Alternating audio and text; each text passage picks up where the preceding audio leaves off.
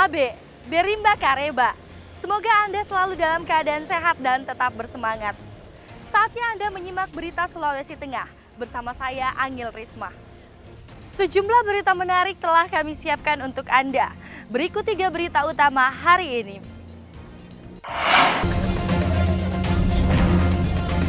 Puluhan rumah warga di Desa Bobo diterjang banjir bandang.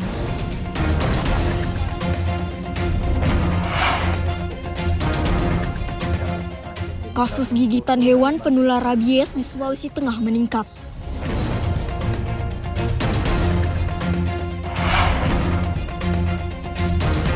Suka duka warnai pengumuman kelulusan siswa sekolah dasar di Palu.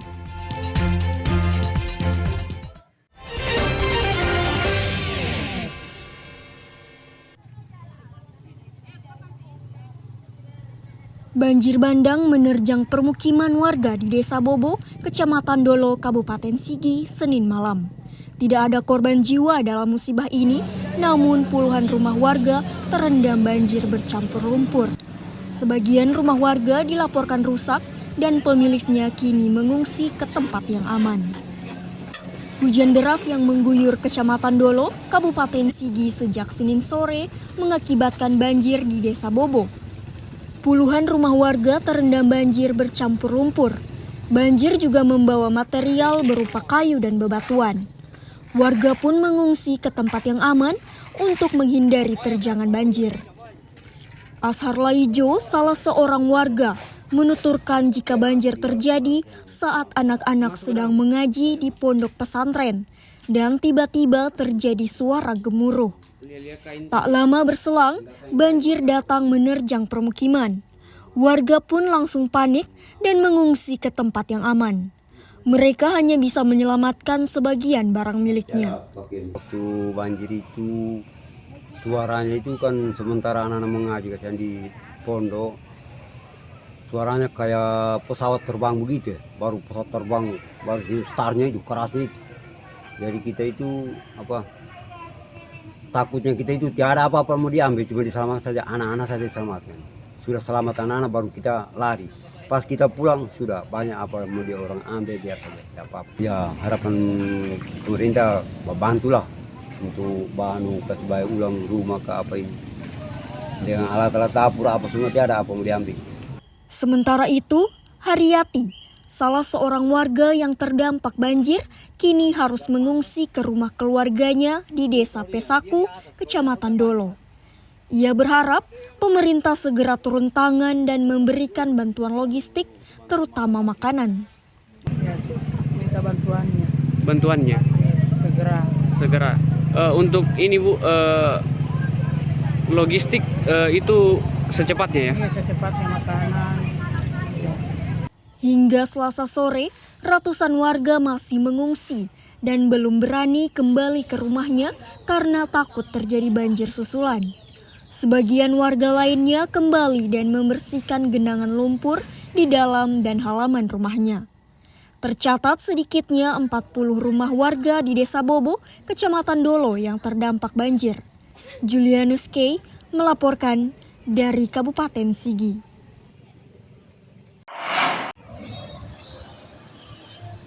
Kasus gigitan hewan penular rabies di Provinsi Sulawesi Tengah meningkat tajam setiap tahunnya. Sejak 2021 hingga Mei 2024, kasus gigitan hewan penular rabies ini mencapai 9.655 kasus. 3 warga dilaporkan meninggal dunia akibat penyakit tersebut. Data dari Dinas Kesehatan Provinsi Sulawesi Tengah menyebutkan sepanjang tahun 2023 kasus gigitan hewan penular rabies sebanyak 4.304 kasus. Jumlah ini meningkat 2 kali lipat dibandingkan tahun 2022 yang tercatat sebanyak 2.463 kasus. Sedangkan hingga Mei 2024, jumlah warga yang tertular penyakit rabies tercatat sebanyak 1.008 kasus. Kepala Seksi Pencegahan dan Pengendalian Penyakit Menular Dinas Kesehatan Provinsi Sulawesi Tengah, Muhammad Iqbal, menyebutkan dari ribuan kasus penyakit rabies ini, daerah paling banyak ditemui yakni di Kabupaten Poso sebanyak 775 kasus. Menyusul Kota Palu sebanyak 738 kasus dan Kabupaten Banggai sebanyak 491 kasus. Status KLB sampai sekarang itu belum dicabut, masih jadi status Poso dan Banggai itu masih status KLB rabies. Ya, karena ada kematian. Tetapi di 2024 kita berdoa tidak ada lagi kematian karena kami selalu berusaha melakukan tindakan pencegahan. Misalnya ketika ada gigitan anjing, maka itu diberikan dosis pertama untuk pencegahan. Baru dipastikan kalau dia sudah positif rabies, baru diberikan dosisnya sampai dengan lengkap.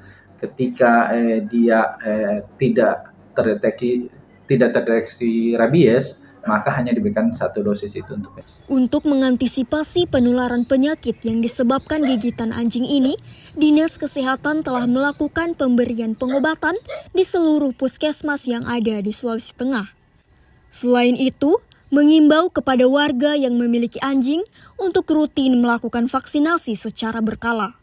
Syahrul Cahya melaporkan dari Palu.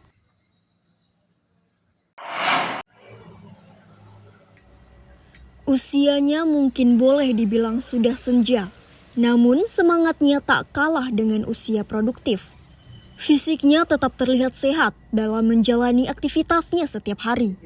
Ya, itulah Fiman, perempuan penjual pisang dan kacang keliling asal Desa Kanuna, Kecamatan Kinavaro, Kabupaten Sigi.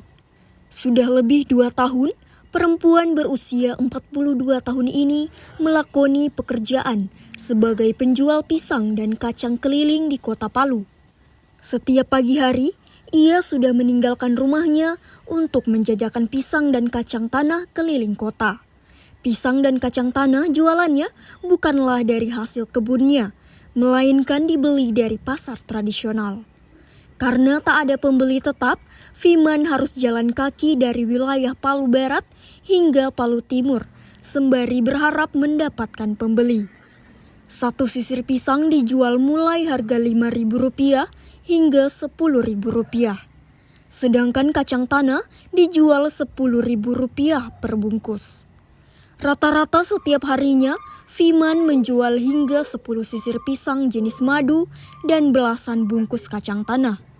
Dari hasil penjualan pisang dan kacang tanah tersebut, pendapatan yang diperoleh dari hasil penjualan tersebut tak menentu dan paling tinggi Rp100.000 per hari.